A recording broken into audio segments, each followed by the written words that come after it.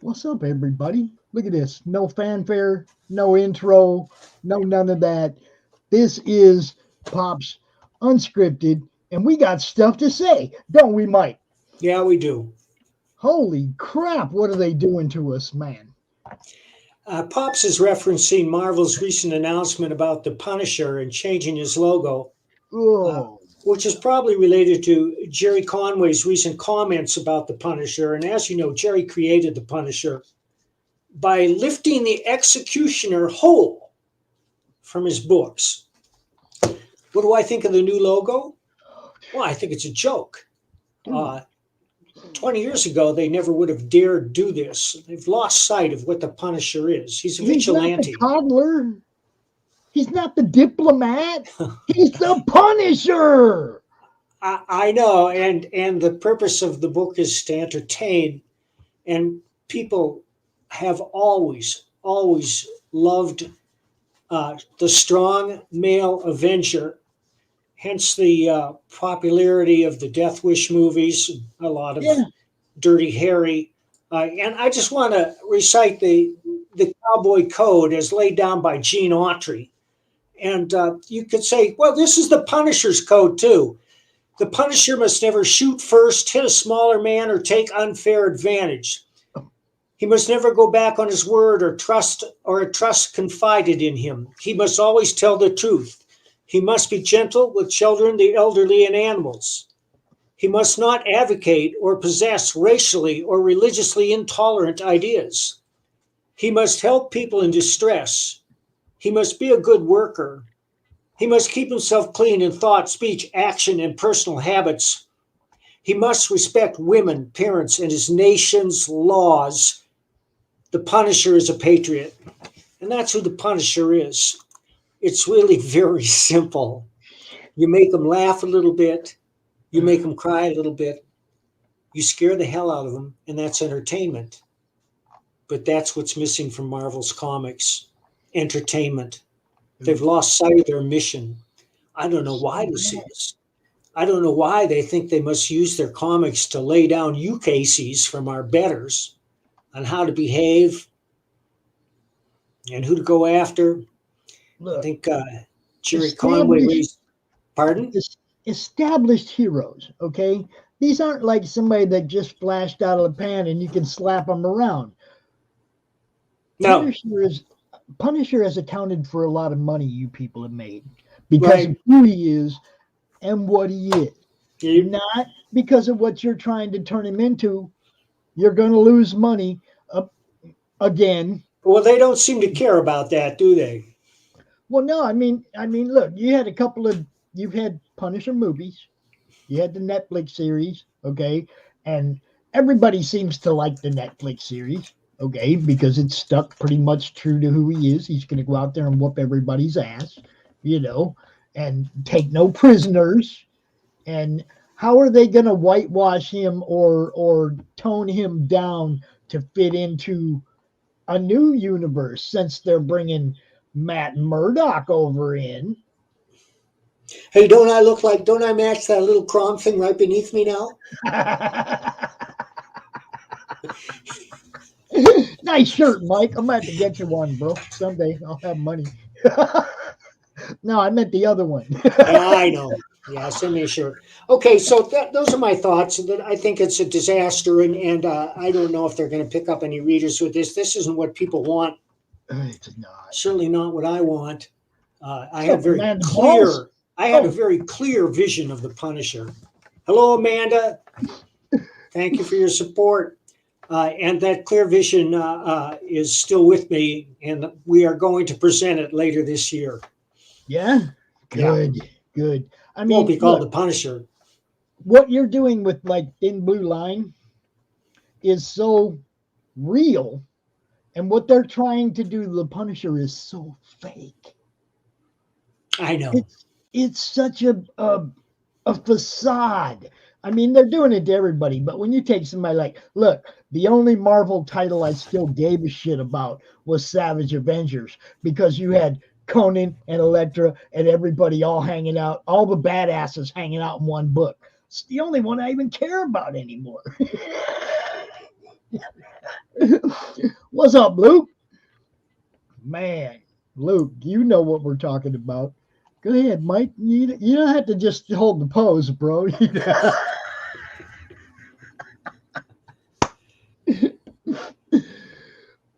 All right, well, that's all I got to say about it. And if you're interested, there's an article about it on Bleeding Fool today, which Hmm, quotes me, cool. All right. So check bleedingfool.com. that out. Chris Braley and his website over there. He keeps everybody up to date. He actually does press releases for CromCon. Ain't too many people do that. Him and RJ, I think that's it. But yeah, man, dude, I hate to see this for you because of how Hey, deep I your don't care. roots. It doesn't affect me. Well, I mean, it's just because of how deep your roots in the Punisher are, and you got to cringe every time they do something with one of the books that you worked on. Come on, you got to cringe. I cringe for you, Mike. I cringe Right? for me too. Yeah, it's harsh. But I don't want to keep you out here. I know you got stuff to do. I did want to get you out here live and just, I mean, hear what you had to say about it, man, because this is our stuff. Okay, Pops, show that to your visitors. We will do I, that. I got to go. We will do that. All right, Mike, you have a good day, sir. Thanks for Okay, you coming too. out. Luke, I'd really like to talk to you about this too, rather than making you type. If you want the link, I'll send it to you. You're still here? How do I get out of here? Oh, here. Get out of here. Mike acts like he ain't been doing this for a while. He was in like the first or second CromCon. If you're not working though, Luke, I'll send you the link, man. I'd love to hear other people's opinions about this. This is, you know, I mean, I don't come out and talk about this stuff too much, man, but this is annoying the shit out of me now. It's like everything. They gotta mess up everything. Come on, man. Give me a break. I'm looking for stuff to read that's fun, and I used to look to the big two for that. What's up, good stuff? Every day bow with the little hat club on the side. Yeah, I ain't even wearing. See, I didn't want this. I didn't want everybody thinking this was like another Christmas show. Definitely not. Look, man, I don't want the value as a collector. I do not want the value of the books that I bought in the past to diminish because of the dumb shit they're doing with those titles and characters today. Do you mind not ruining everything? Man.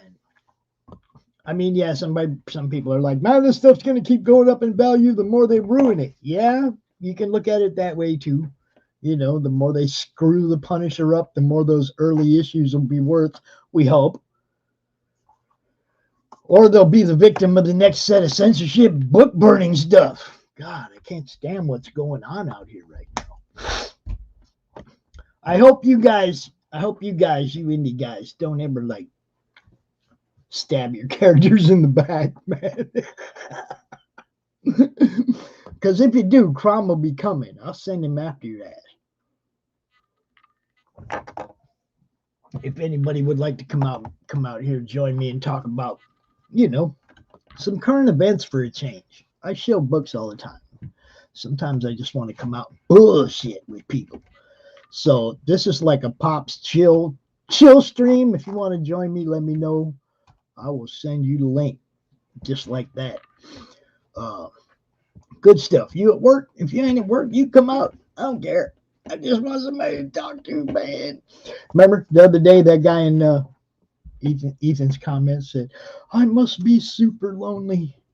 Well, like today, all the kids are somewhere else, so yeah, we're a little, it's a little quiet around here. We only got one here today, so, and he's like video game. Don't mess with me in my video game, Grandpa. So, yeah, it's quiet. A little quiet around here today. Want to liven it up? Would like to have somebody to talk to. Who wants in, man? Who wants in. I'm gonna talk about Punisher. What else can we talk about? Oh well, I guess we can talk about stuff we got going on a little bit. We still have the great Christmas unboxing that I'll be doing at 3 o'clock on Saturday. Anybody who wants to join me can come out and open presents. We're all going to do it live. Hopefully, some people will join me. It'll be fun. Try to have fun. The 26th, we're just going to come out. I'm just going to do the open stream. Anybody can come out, hang out as long as they want, talk about whatever they want. It's Christmas, y'all. No high shield pressure sales, none of that.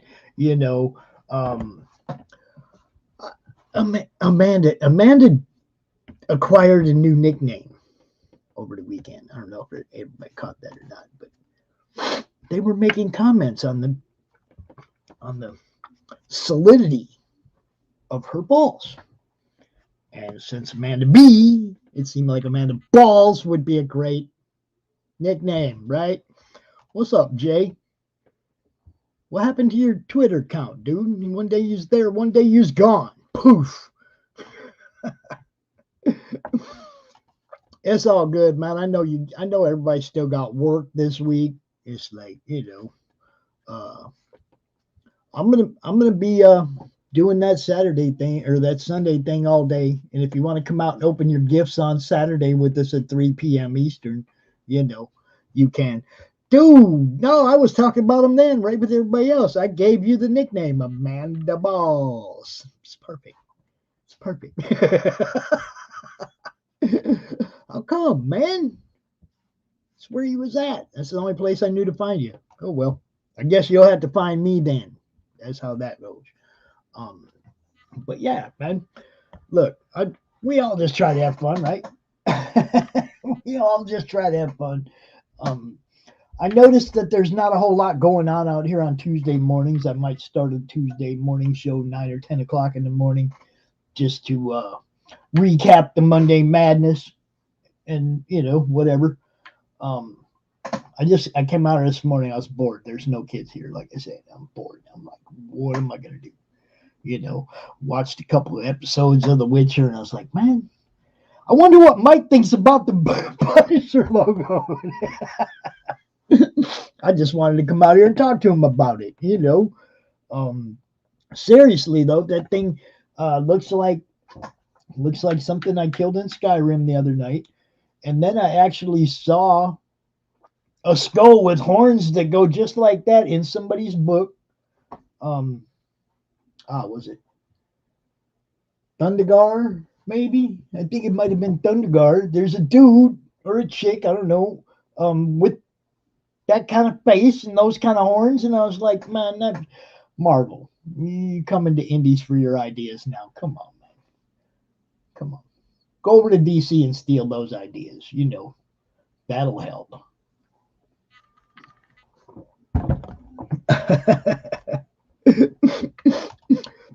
You couldn't be asked with Twitter anymore. All right. Whatever. That's cool. Like I said, it's the only place I knew to find you. So,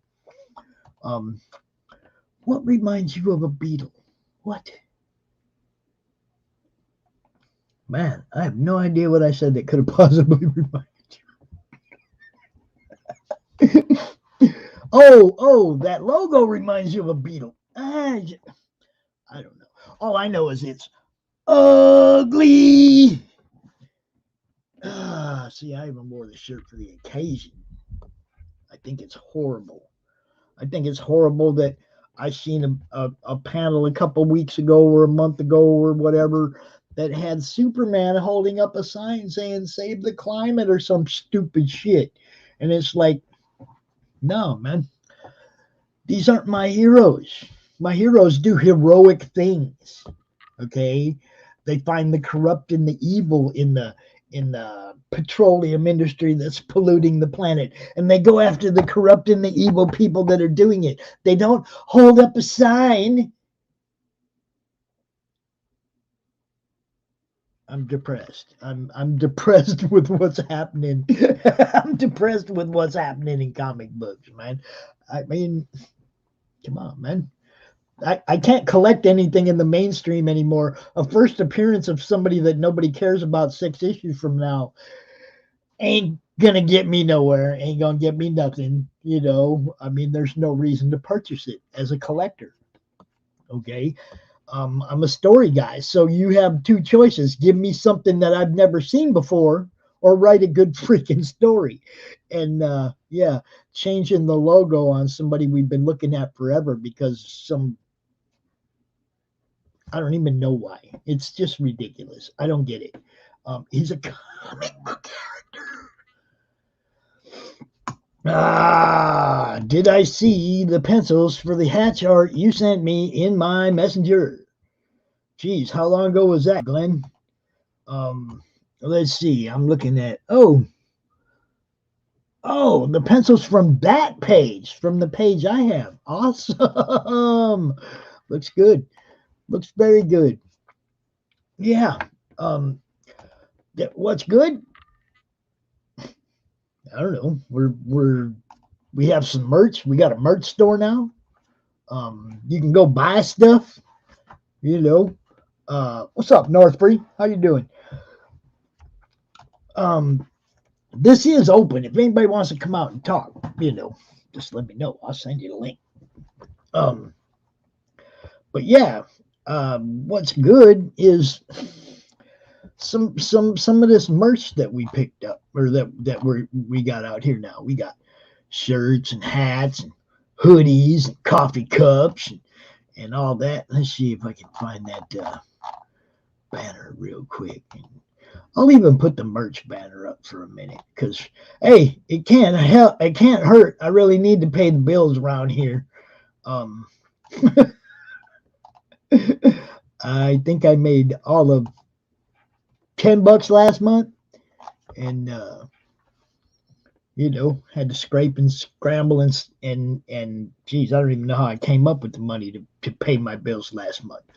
So hopefully do a little better this month. Y'all go buy some of that good stuff, man. Some of that good stuff right there at the Madness merch store. We also have these wonderful F. Danny hats, modeled now here by the wonderful and great Ms. Good Stuff. She gets it. See, you actually get a hat, folks, if you buy one. You see what I'm saying? We also got the Madness logos and all that stuff. What's up, B. Joe? Joe, what's happening? Yeah, man, it's always good. Brightest day. How you doing? Now everybody's popping in, and I got nobody to talk to. Mike already left. We started this talking about the Punisher logo and how ugly it is, and you know, now I'm stuck out here talking to myself. Again, if anybody would like to join me, hit me up for the link. I'd be glad to have somebody to talk to. Oh yes, I'd love to come hang out with you tonight, Feline and Amanda and everybody. I just got the invite to come hang out for the happy hour or hangover hour, however you want to call it. You know, for me it'd probably be the hangover hour. I do have some tequila in the freezer. I ain't drank in a while either, so this is gonna be a fun week. Yeah, I'm gonna have a good time. So I don't know if y'all seen the draw stream the other day, but yeah, Pops Drew Pops. Look at that. Ooh, look at that guy. That guy right there. I hate the beard though. A couple more days, I get to get rid of that. The 25-day challenge is almost over.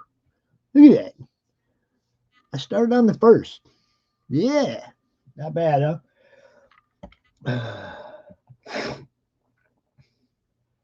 Oh, I know. Mike was out here earlier. We were talking about it. See, that's the whole thing. That's why I went to Mike. I was like, dude, you just got to be, you know, a little bit bummed out about what they're doing to your dude. And he said it doesn't bother him, you know, but at the same time, I said, I cringe for you, Mike. And he said, I cringe for myself. So, you know, it gets to him a little bit when he sees that shit.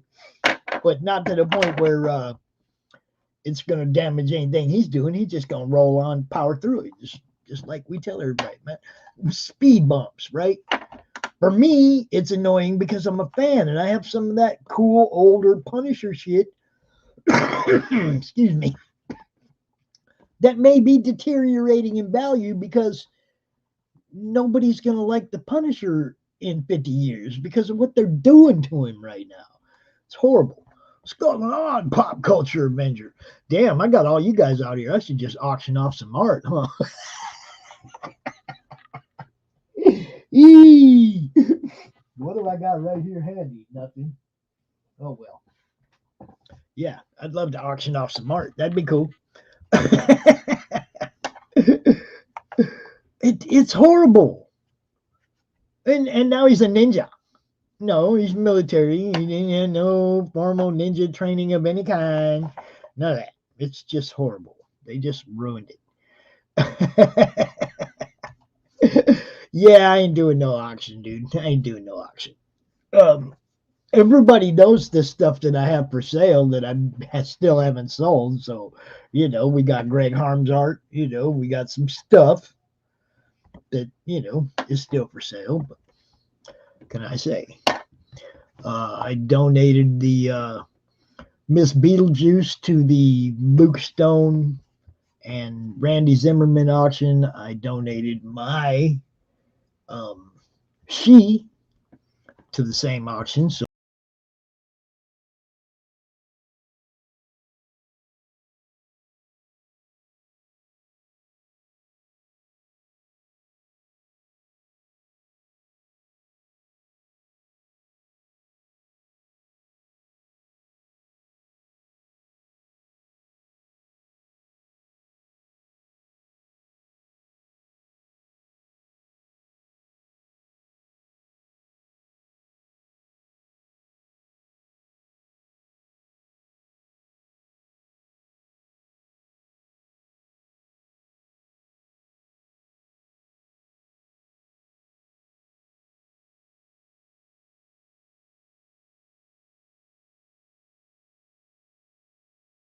and it wouldn't be a show if I didn't kick myself out of my own studio at least once, right?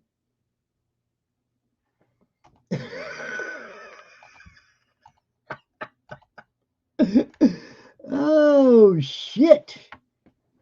I don't know, Varian, you're gonna have to give me yeah, I always do it once a show, man. It's like I'll go to look at somebody sends me a message, I click on it, oops, I'm gone. Yes, everybody laugh. Ha ha ha ha. Can I tell you, it's ugly. My shows are ugly. We don't have no we got no producer, we got no backstage editing. We do not record and come out later. It's all live in your face.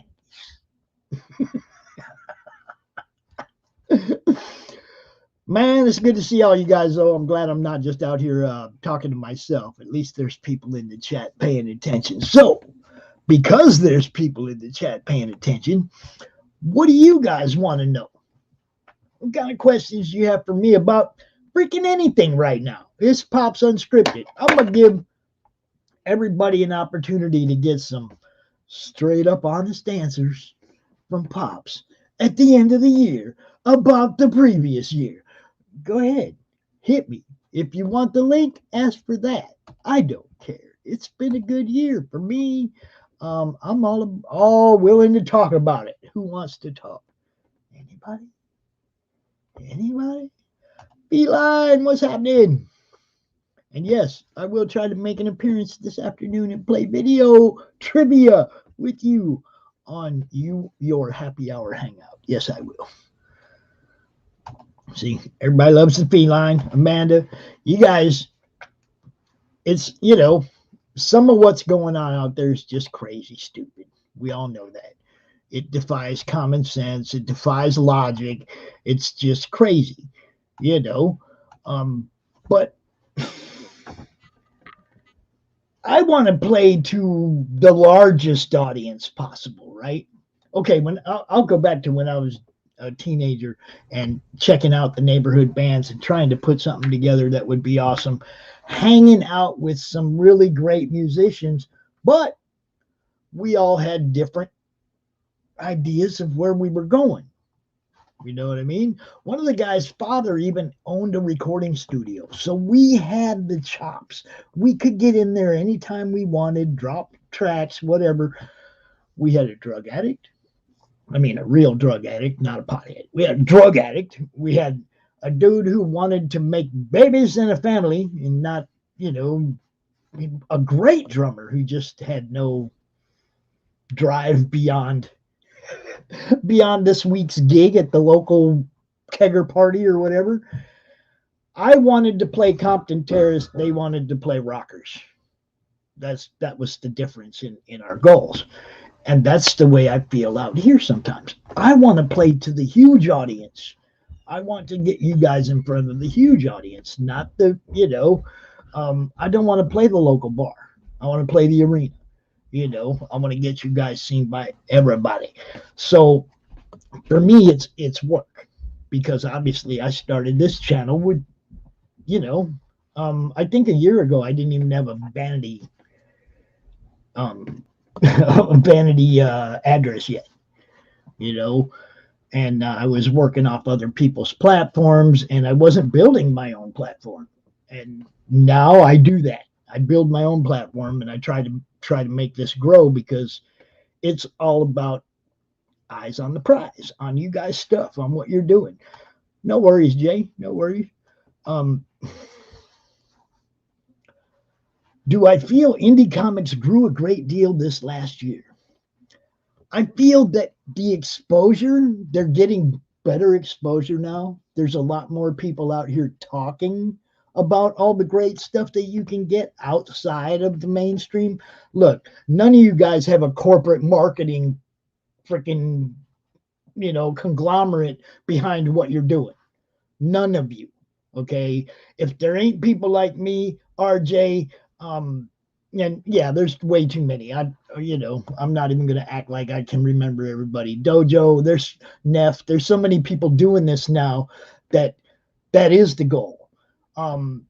Sometimes I see people, like talking about the Bancroft bump and the Valkyrie flight, and it's like, man, I just want people to back your books. I don't care whose show it's on. That's why I share everybody's shows in my YouTube community. If you're live and I see you're live, boom, I'm telling everybody in my community that you're live right now.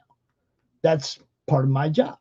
That's the way I see it, is what I'm supposed to be doing as a promoter, even an unpaid, unsolicited promoter, okay, is to get eyes on what you guys do.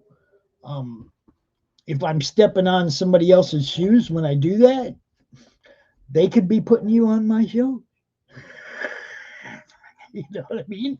It's like, I'm not trying to take your promotion spotlight away or your managerial spotlight or whatever.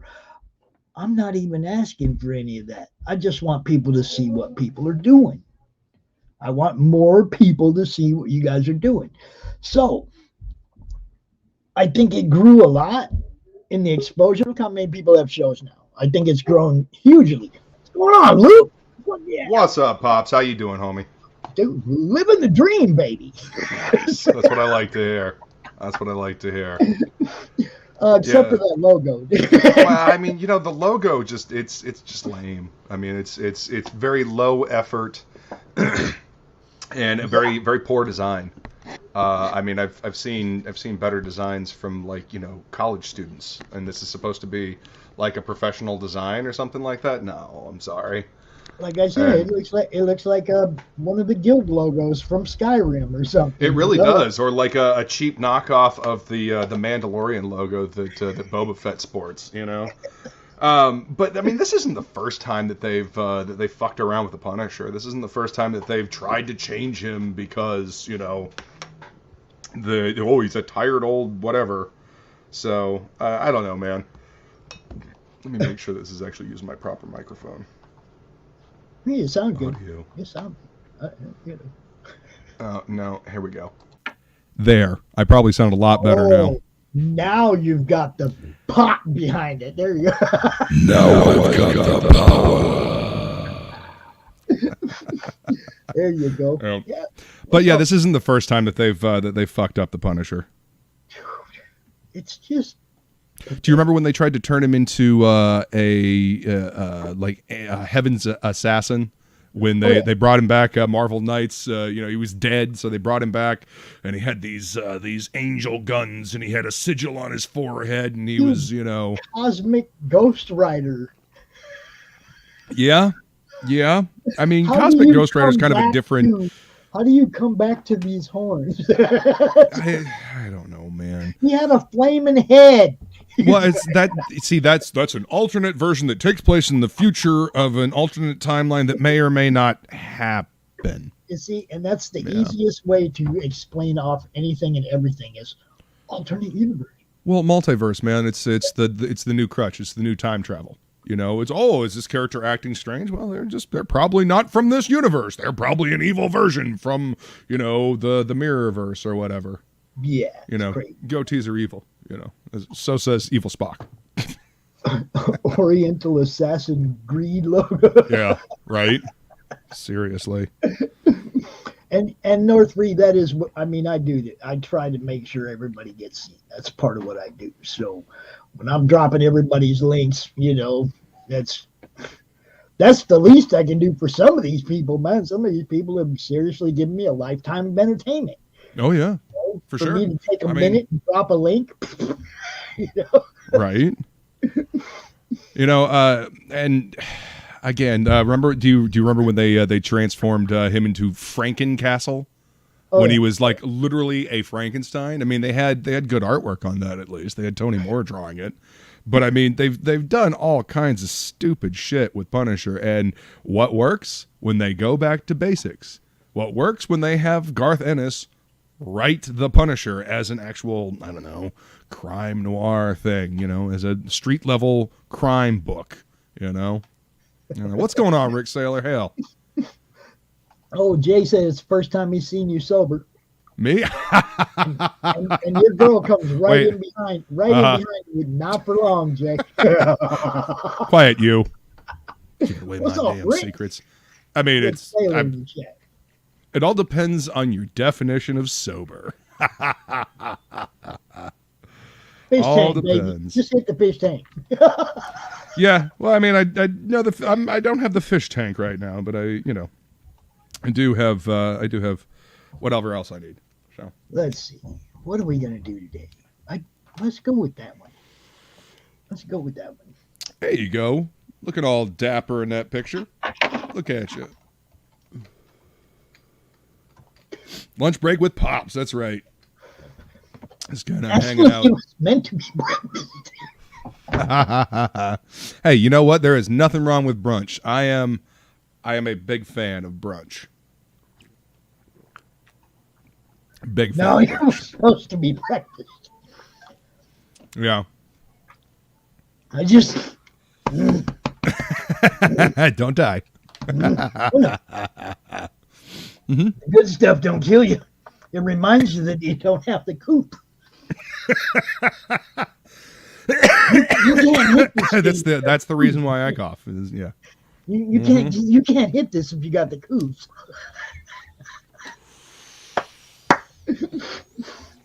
It'll get you.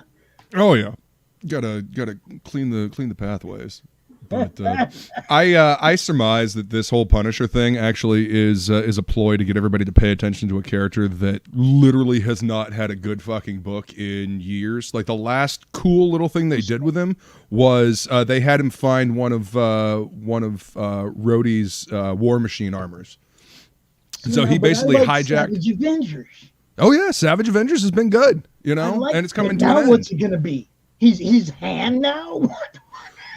Well, I mean, again, how many different leaders of the Hand have they done? The Kingpin was the leader of the Hand. Electro was the leader of the Hand.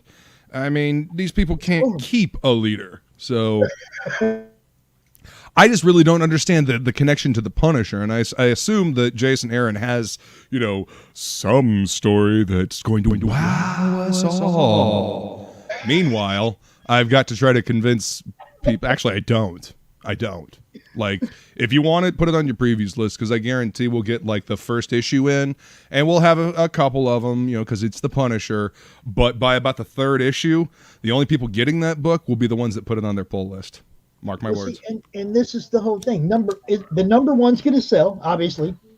The Number one's always sell because they've ingrained that into our fucking brains, dude. That's and that doesn't mean it's going to be worth anything. I have a lot of number ones that ain't worth crap. Okay? A whole bunch of them. Some of them even have a Punisher. I mean, what was that number one that Ink Spots and I went over on Thursday? Yeah. Yeah. It's like, you know, we it's about a good story, y'all. It's not about number one. This is not Punisher number one. That shit happened 30 years ago or more. Yeah. You know, Punisher number one was a long time ago. I don't care how many times you reboot this. This is Punisher number 890. Well, see, this is what makes it kind of difficult for people that haven't been paying attention to comics for fucking eons, like we all have, to figure out where the fuck to start with something. Because, you know, we're going to start with a new number one because we know your dumbasses will buy a new number one because it says number one. And then, you know, 25 issues down the road, we're going to go back to the legacy numbering. So it's really fucking confusing, especially when trying to, you know, put it in alphanumeric in a box so people can find the back issues later. Yeah, but, you know, sometimes I wonder if they're even worried about that. Like, just telling enough of a story to get to a fucking trade. You know what I mean? This is one of the things that I get. I go into my comic store and I see all these boxes of recent books that didn't sell. 3 months old, 4 months old, 5 months old, boxes of them. Mm-hmm. The amount of books they had to order to get the incentives and all that stupid shit, right? To get the incentive variants and all that. Shit, and now those books are just sitting there. Mm-hmm. They're just and then nobody's buying them. Well, because people don't want the regular covers. They want the rare covers. They want the this one's a 1 in 50. This is a 1 in 100.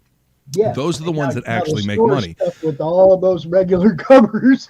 Well, yeah, unfortunately. I mean, it's not like that's, you know, a new thing. That's happened a lot. It's happened a lot more in recent years. But, you know, they used to do variant covers, but not as extreme. You know, you'd have like, the reason why variant covers were rare is because you had like the newsstand with the barcode, right? You had the direct edition that had the little face in the box, right? Those were variants back then. But then they would do variant covers, you know, with different art. That's more of a recent thing. You know, feel free to correct me if I'm wrong, chat. But to my knowledge, that's more of a recent thing, as in like the last 10 years. Like when think about it, when Vertigo was first coming out, variant covers weren't a big thing, unless it was like a SDC exclusive or this convention exclusive, or, you know, some exclusive thing for an event or a special something. It wasn't just like, here's 4 variant covers for the next issue of Batman. By the way, DC has 9, count them, 9 fucking Batman books coming out today. You ain't got nothing but Batman, DC. You see, and I've been saying it for years. And you know that's the problem. They've tainted everybody else. You know, well, I mean, they've always rode on Batman's cape, man. Like that's like the most viable character that they have, even though they have the character that created the superhero genre, essentially. You know, in my opinion, Superman's a boring fucking character. You know, they don't do anything exciting with him. He holds up a sign now. That's not Superman. That's Superboy. I mean, no matter how they try to, you know, pass off the names and whatnot, and I understand that that's something that DC has always done. They've never really done that with Superman, though. And again, feel free to correct me if I'm wrong, because I don't DC. I don't DC much. I did read that Quest for Peace again recently. Mm-hmm. Just because, you know. Oh, the Alex Ross painted one, the Superman. The one where he had to decide if he was going to eliminate all the world's nukes. You know. It was kind of funny. I don't remember that one. Is that it's the movie adaptation from Fourth movie. That's right. That movie was awful, though. Yeah, the movie was awful. The book wasn't as bad, but it's still to me, it's like, this ain't my hero. This ain't my Superman. What's up, Varian? Oh shit. What's up? Is he awake? Varian, you're muted, bro. Hey, can you hear me? Yeah, we got you now. All right. Yeah, all right. What's going on? Sorry, my turtle tank is really loud. The filters needs to be. I guess I need to put a new filter in there. So if you hear that water running in the back, that's the turtle tank. Yeah. Turtle tank, huh? Yeah, it's We all have aquariums around here, Barry. We know what you're talking about. What's going on, Shadowhawk? Hey, brother. Good to see you. Oh yeah, what's going on, Shadow? How you doing, man?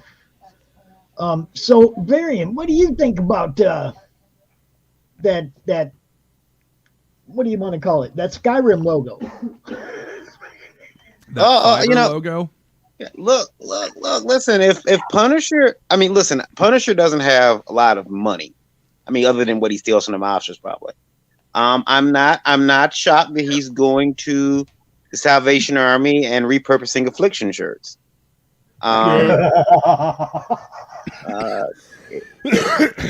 He well, you know. Yeah, he's got to figure out. You know, everyone. Go ahead. I'm sorry. Go ahead. No, I was just gonna say we're all talking about the Punisher more than we have in years. Yeah, I'm beginning to feel like this is a little manufactured. But that doesn't mean we're gonna buy. No, but we're talking about it, and no press is bad press. You know, because I don't know.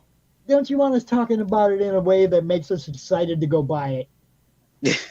Well, okay. I mean, coming from a logical perspective where you want to sell the book on its merits and because you're excited about the project, yes, that's what you'd want to do. I don't think they understand that concept because I don't feel like they ever have enough faith in their story to hook the audience and keep them, except for a few things here and there. I feel like the default is, well, we're just going to blame you for not buying it, instead of, hey, we realize this is a change, this is a different thing, but we've got a cool story. Because listening to the write-up, it sounds kind of pretentious. That's what I said. The diplomat. It's like he's not the Punisher anymore. Well, he doesn't have guns. He has to think and decide whether or not he's okay with what he's about to do. That's not the Punisher. Punisher just went out there and whooped ass. Well, the Punisher always vetted who he went after. That's the thing. I mean, and if the hook is Frank can control the hand and choose who the hand goes after, then I can see where this might be an interesting story. But don't fuck with the goddamn logo. Fuck off. Like, he's still, if he's still Frank, if he's still the Punisher, keep the fucking logo, but tell an interesting story. Don't pull this fucking bait and switch, whatever this is you're pulling, because I feel like this is manufactured now because, we're going to mess with the logo and they're going to get all upset about it. And then people, it's the same reason why people check out shows. They hate watch. They'll hate read. And that is the absolute wrong reason to pick something up.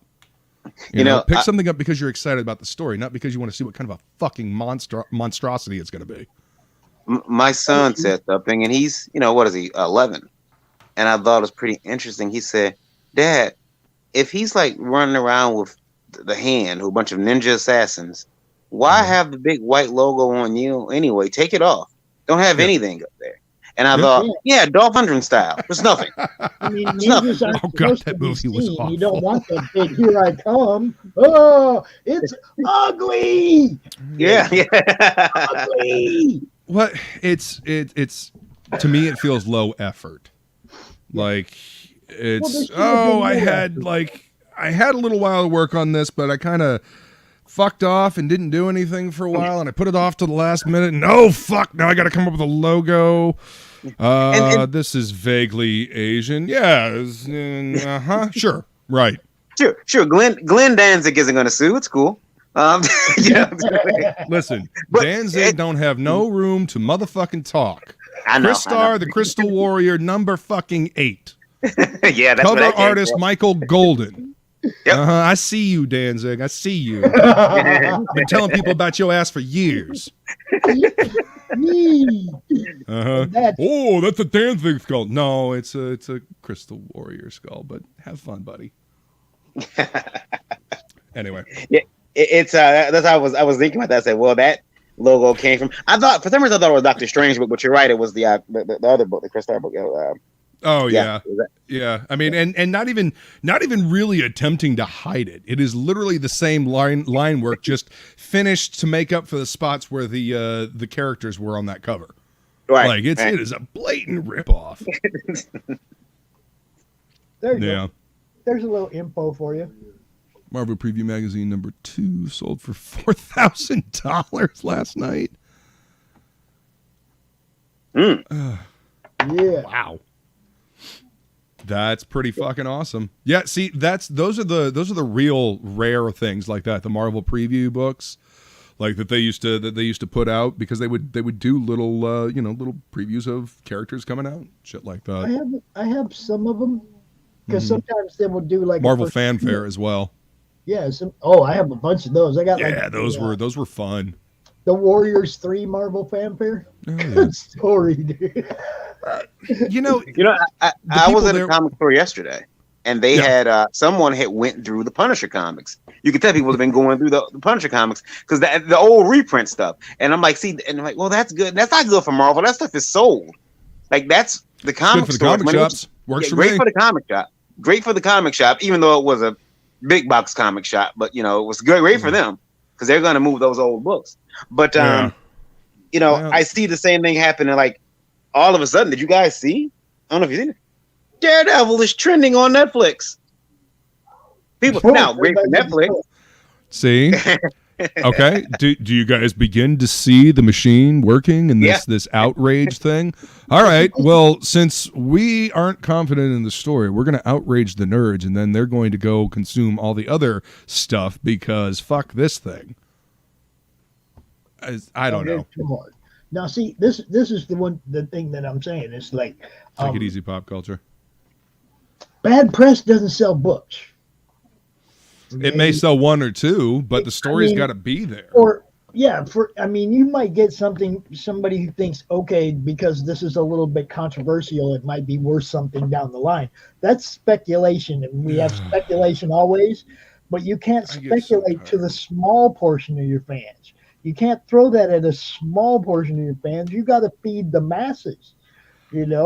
I get exhausted with the speculators market. I really fucking do, man. Listen, I'm all about people buying the stuff that they're into. If a cover catches your eye and you want to buy it just for the cover, go right ahead. The problem I have is that when that's all of the sales, it doesn't matter what the content is. Right. And then people that are actually reading these for entertainment and can't afford to buy 4, 5, and 6 different covers because the artwork's bitchin'. It kind of leaves them in the lurch. They're not really happy with the stories they're getting. They're exhausted. I don't know. Yeah, I'm picking them up because I got all of them, but they're not excited about it. If you're creating a story, if you're expecting people to plunk their money down, then you better be excited about your story, and you better be able to tell a good enough story to get them excited. Not just have an Art Germ cover, Capullo cover. I mean, all these different, Brett Booth cover, all these different covers. But if the content inside is shit, then I can go look at the fucking cover online. Hi, thanks, got eyes. I don't need to have that cover in my box. What I want is good fucking story. I think it was all Jim this behind me, good fucking story. Yeah. See this? Good fucking story. Which one is that?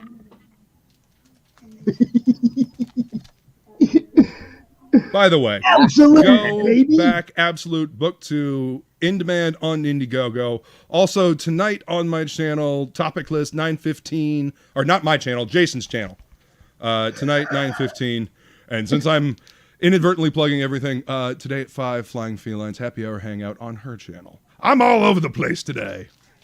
Uh-oh. Yeah, She got two, Jay to quit drinking. He must have been spending too much money. Oh, to Duff's point, though. To Duff's point, I think it was Jim Shooter who said, I was reading, I forget, I believe it was Jim Shooter. I could be mistaken, but the cover of the books, the cover of a comic sells that month's books. The insides sell next month's. next month. That's Yes. right. Yes. I say that all the And time. I can promote the hell out of book one, but if y'all don't write a great story, there ain't nothing I can do for book Grab two. that attention. yeah, You know. that cover will sell that book. That's fine. But next month's, if that story is shit, they're not coming back. Yeah. Well, I mean, You know, yeah, I don't know. A lot of the long-term fans, it seems, in my little corner of the world, you know, some of them have stacks and stacks of books that they just keep picking up because they got disillusioned with the story. They stopped reading, but they're picking it up because, I'll pick it up and I'll read it eventually, you know. And I'm and bored. you see But that with meanwhile, fans. they're disillusioned with the comic, but they're still Mhm. picking it up. Again, You see- the story is You see them allowed do to that suffer. all the time. Yeah. You know, if you're reading a story, an ongoing, and it takes a turn, and you're just like, meh. After a couple issues, you're not digging it. Let your LCS know if you've got a pull, so they can stop it for you. Let them know immediately. But that means we've got to read this shit. You know, we've actually got to be reading it on a regular. That's the reason why the stories were good back in the day. I mean, shit would drop off. If people weren't digging the story, shit would just drop off. Mhm. You know? Now we've got like a cultivated market where people just kind of, they go and pick up their pull every week, even if they don't get to reading it because, the story will be all right. And then they get to the story and they're like, yeah, wow, I just spent all this money on this story for how long? And I can't fucking stand it. I don't like it, you know? The artwork may I've be seen good, people. but the story is shit. Or the story is good, but the artwork is shit, you know? All right. I'm seeing people say that You're about flank, yeah. Spider-Man. They're saying that about No Way Home. They're saying that it's too little, too late. People don't even want to see it. They said Homecoming let them down. Far From Home let them down. So they don't even want to give No Way Home a shot, even though I think it's a better movie than the first two. They don't want to give it a shot, and so they're pissed off and they're not seeing it. It's kind of like comics, you know. Yeah. People get pissed off. They read 5 issues of crap. They're not coming back for that 6 and 7. You know, they're not coming back for any of your you're work, lucky Dan if you Slott. get that many. You know, when somebody's actually reading a story, you're lucky if you get that many issues. Like some Yeah. people give 2 issues. You know, I like to try 3 issues of a thing. You know, because that's usually enough to get it, like, you know, to order it from previews, and then, you know, you get it for the next 3 months, and then you can see if you like Where it. go. You know, if you can't catch my attention by 3 issues, then I'm sorry, I'm done. You know, I have so many other things, so many other stories to experience, so many other worlds to go to that I don't have time. You know, and it's not being mean, it's just being objective, you know? Now, just because, again, there's all kinds of tastes and whatnot. Just because it doesn't work for me doesn't mean it won't work for somebody else. This is just the way I look at books. This is just the way I look at stories. He kicked himself out. I did not do that. I was like, shit, talked him out. But, That wasn't me that time, y'all. No, not me. you know, these are the kind of conversations that I have with my customers. You know, like my regulars, the ones that have been buying comics for years, the ones that, you know, are looking for new material. They're hungry for good story. What's up, Nick? Nick, did I miss something? Oh, what's Historical up, Fencing Nick? Guild. That's Nick. Hello. That's Nick. Talker. Yeah. The See, it's man. time to realize the folks who buy comics for investment are different than the readers, and they overly focus on collectors. Yes, And they yes, always they do. have. As soon as grading comics became a thing, there became a whole new market for the collectors. And, you know, there's nothing wrong with having that market, but don't neglect the fucking story. Well, see, they figure collectors just gonna get it, wrap it in plastic, and not even look at it any fucking way. Well, that's fine. Collectors did that back in the day, but that is not a healthy industry because collectors are flaky. They're You know how many finicky. Their actual- tastes can change with the fucking wind. Do you know how many What actual keeps selling a slabs book we have keeps in a this company house? afloat. We Yep. have over 6,000 books. How many slabs do you think we have? Mm-mm. Okay, I'm gonna go 5. Okay, I've got. How many I've do you got think we paid for? none. What? I Okay. bought my son one. A Venom. Okay. Delgado cover. Very cool. You know, Yeah. 9.8. Listen, if the book is important to you, I say slab it. I got no problem with that. You know, especially older books, because, you know, if I've got an older book that's in pretty decent condition, I can find an omnibus or a trade or something like that to go read the old stories. I don't need to read this one. I will probably look through it once, breathe in the aroma of the old book, the ink, the newsprint, the paper, you know, kind of breathe in some of that history. But yeah, I've got an X-Men number 10 that I bought at one of my first conventions. And I looked through it once, actually folded a cover out that the guy thought had been clipped off. But yeah, and I looked through it once and put it away, and it's been in a bag and board in a hard plastic, you know, case ever since. Like, if I want to read it, I can go find the old stuff to read somewhere else.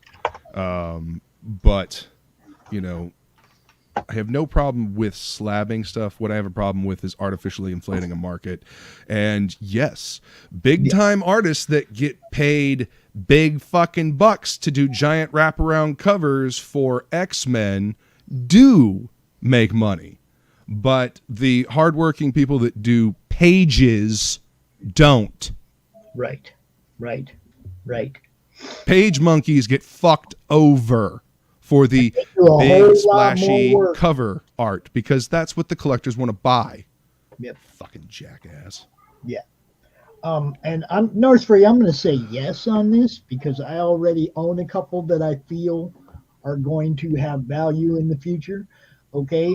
I don't think you can label. I don't think you can say it has to be big four in order to be valuable. Comicsgate books are going to be valuable to Comicsgate fans. Low print runs. Yeah. Print runs always, you know, if there's something going on, if there's a popularity for it, that is, low print runs will always make books peak. You know, Yeah. go there's higher not value. I enough mean, for the hell, amount of fans, first print trade especially- paperbacks are a prime example. Especially once people know about it, because only so many were made. Those first printings, there's only so many of them, right? And then people find out, oh my God, that's a great book, and they start hassling, dude. How about another print run? That doesn't mean print run number 2 is valuable like print run number 1 was. Yeah. No, I mean, again, it might be a different value. It depends on the volume of said print run. The first print run, you know, 50,000 issues, right? Right. And they sell out of them. There's a demand for a second print run, right? So they only do 30,000 this time. Print run 2 could end up being more valuable, especially if the property is popular, because there were less of them printed. Sometimes, you know? yeah. As long as they, Yeah. you know, I mean, so I've seen that with which one is it? That gold cover of, is it X-Force? Yeah. The gold reprint cover of X-Force number 1, or is it? I know New there was Mutants. a gold foil New number Mutants 1 of 98, Brigade. That's the one. So it wouldn't surprise me if there was a gold foil X-Force number 1. I think it was the New Mutants 98 that I'm talking about. They made that ugly Oh, gold okay, cover. yeah, they did the second printing with the gold background. Yes, Ugly yeah. Now gold that one is not worth as much as the original. Yeah, because they printed more of it, Right. or the same. You know, if it's easier to get your hands on, then it's going to be worth less. That's why X-Men number 1 is still worth cover price. Jay, Beautiful I don't- book, absolutely beautiful book. To I this don't day, think- still holds up, but it's still only worth $3.95, $2.95, whatever the fuck it was. Jay, I don't make it a point of putting the link in the open chat because I've had bad things happen. And you eliminated your Twitter, so I can't send you the link, bro. I don't know. If you have some other way I can send you the link, you let me know.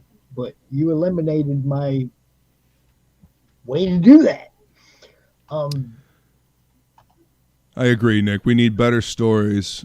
The guy that reads, he says he's the guy that reads a lot of web comics and got into indie comics because they were better and just the same capes and crowd. Yeah, capes and cowls crowd. Yeah. Yeah. And you know, it's like I don't read a lot of the webtoons and stuff because when I sit in this chair, I go to work. No. You know, this is not my comic reading area. That's over there. Oh man, I have a tablet just so I can read digital comics. Like digital comics are great when you go somewhere. Having an entire library of digital books to read is fantastic. You know, I think it's wonderful. When I'm at home, give me my real books. You know, the tactile feel, the smell, like that's you know, is what I want. But yeah, being able to take an entire library of comics, like entire runs of stories with you on vacation, fantastic. And yeah, there are some. Look, I mean, some of these price guides, online price guides, are picking up the indie stuff. I know that they got the Lady Death stuff all in there. You know. Oh yeah. Well, like stash my comics. That's the database I use online. Mm-hmm. You know, and you could submit books. This is the cool part about things that people don't get. You go there and you look for this book. You have it in your hand, right? And you go looking for it on stashmycomics.com, and it's not there. You take a picture of the cover, you submit it with all the information, artist, and all that stuff, and they put it in the database. And then people start showing interest in it, and it gets a value. Yeah. Well, see, remember.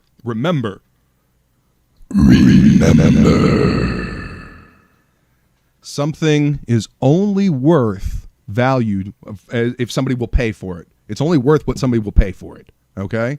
You can set a value at it. I mean, you can see all kinds of ridiculous shit on eBay, priced absolutely ridiculously that nobody bids on. You can price it at whatever you want, but it's only worth what somebody will pay for it. You know, it doesn't. Again, the market will dictate. You know. I don't think not doing conventions is going to hurt them. I think that's going to make their stuff. Obviously, they're not there. You can't walk by their table and pick their stuff up. That makes it harder to get, and probably will make it cost more to get. Yeah, I mean the aftermarket.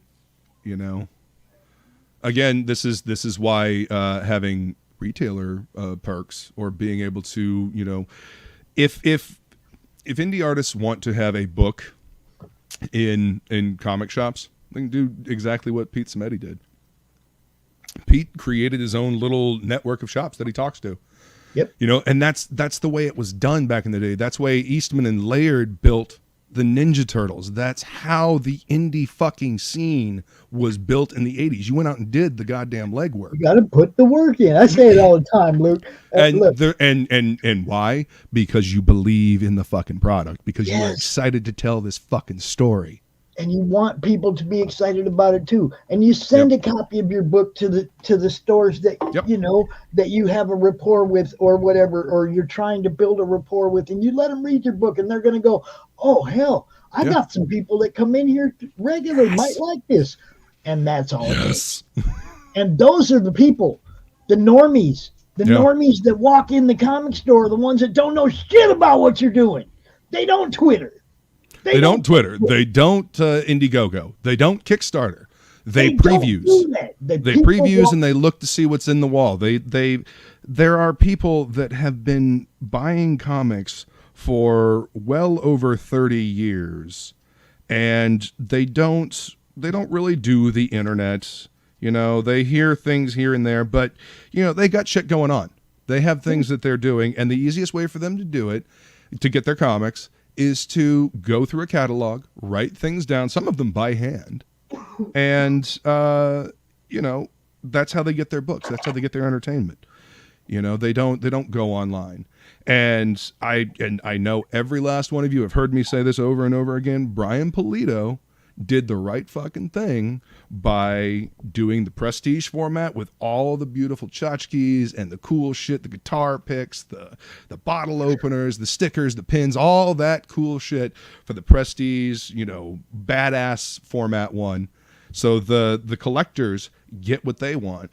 And then he puts out a split up format, just a regular 48 pages, so 24-page comic book with no ads except for his own stuff into previews. So he still gets the people that are used to buying their comics through the comic shop. Why? Because Brian fucking gets it. He understands. Why? Because he's a fan. Because he's loved this shit since he was a kid, like the rest of us. The beginning, since I first started doing this, Luke, my goal, my end game, is to be able to go to my comic store and buy all you guys' books. That's my end game, right? Because I can't afford to have everybody. I can't afford $10 shipping for every freaking book I want. Okay, yeah. I'm a poor ass. I can't afford that kind of shit. So some centralized way to get it now. Bancroft's CGNow.net. Love it. It's a great fucking start. I love it. I have told several people about it just because they're anything from the wall today? Nah, there's just bored, and I can't say, well, here, check out this awesome indie book, because I don't have it there. So I said, well, here, check out this website. See if there's anything that catches your eye there. Yeah. What's up, Miss Rena? She has a book coming out here real soon, too. Excellent. Yes, there's so much cool stuff going on. And yeah, I say this, the people that walk into the comic stores, those are the normies that don't know shit about what you guys are doing. Okay? They don't. And those are the people we got to reach. My goal, my end game for all this is, like I said, being able to go into my store and buy all you guys' books.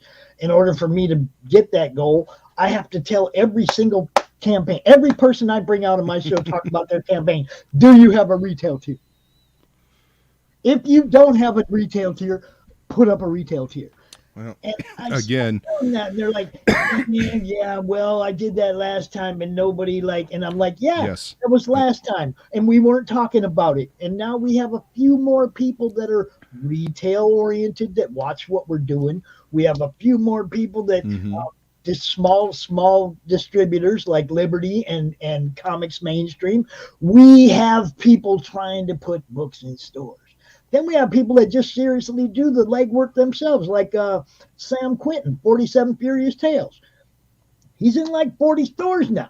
Excellent. That's how you do it. He calls people. He said, can I send you my book? Yeah, to check it out. I mean... cost of operating, you send out some promos. I mean, that was the original reason for ash cans, folks. That's the original reason why they were printed so piss poorly and in limited numbers. Again, it goes back to like limited numbers, limited prints, and then hey, the ash cans are worth a fuck ton of money now. So print up some poorly Xeroxed with like construction paper covers and send those out. No, I'm kidding. Do as high a quality as you can, but that was the original reason for ash cans, was to drum up interest in your book. So do an ash can style for, sending out, just to send out as free. This is why they were limited. Okay. Anyway. Now, North Free, I get this. There are retailers that are apathetic. They've been watching this shit go down the drain for the last 3 years. They've had the government shut them down. They've, even how can before you get that, excited about knowing you're losing money every month? You want to excite them with your book, guy. Yeah. You got to come in the door with the book that's going to save their store. You know what I mean? I don't know if I'd take that tactic, but hey, saying, you got to be excited about what you're selling, or hell yes, they're going to be apathetic. Well, I mean, a lot of stores are apathetic because if you're trying to sell something, it is much easier to sell something if you're excited about it, if you believe in a product. When you are shoveling shit and sifting through trying to find something that's not awful, it makes it difficult to convince other people to pick things up. You know? Oh, So, baby. I mean, yeah. So a lot of retailers are apathetic because they haven't had a lot of fun things to sell. Why do you think a lot of them switch to back issues only? Yes. It's not Yes. worth the hassle, you know? Oh, you got to buy 50 of this one to get this one copy. Oh, every so often we'll throw you a retailer thank you. There you go. So they You know, they get one per smart, store, they two buy per store. collections. Ooh, so generous. They get smart and they buy them collections and they start selling those golden back issues, man. It's Yeah. like, you gotta do whatever you can do to keep your business Welcome, rolling. Xavier. At the same time, you guys as new creators with Kickstarters and Indiegogos and whatnot, Yeah. you call dude up and you ask if you can send him a copy of your book or PDF or whatever, and he's like, yeah, sure. And if he likes it, obviously he's going to get back with you and he's going, hey man, how can I get some of these? And you say, well, on my Indiegogo right now, I got a retailer tier where you can get them for a discount price, and you sell your book excited. You don't go, yeah, well, I'm glad you like it, but you're going to have to go to my Indiegogo and pay full price to get some. You're not going to get your retailers looking at you if you're not offering them something they can also make money off of. I mean, they got to pay the bills to keep the store open. Yeah, I mean, so you got to you know, work with them if you want the normies walking in the door to see your book. That's the You whole might have to reason take why a loss. comics were Or able not take a to get loss. to a larger audience in the first place. You might only get $80 or 80 cents a book. You might not be making $2.50, $3, $4 on each book. You might only Again- make 80 cents. But for that again- 80 cents, the word of mouth, the other people that see your book because it was in a store, that's worth taking that a little less money for the shelf space, man. Shelf Again, space. in the store. follow Brian Polito's model.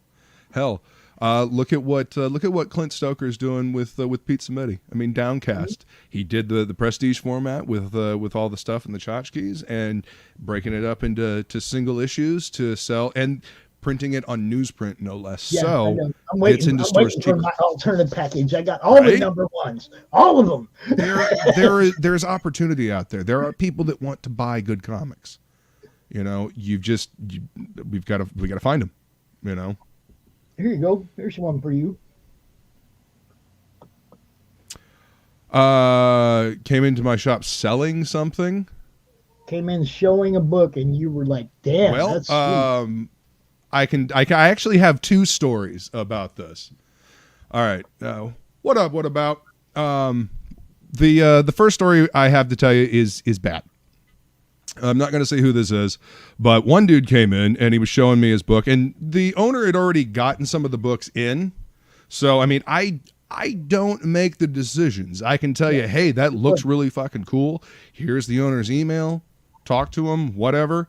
So there were already books in there. I was trying to be nice and not, basically say, hey, your book has been sitting there for 4 or 5 fucking weeks, not moving, not a single fucking one. Stop trying to foist more on me.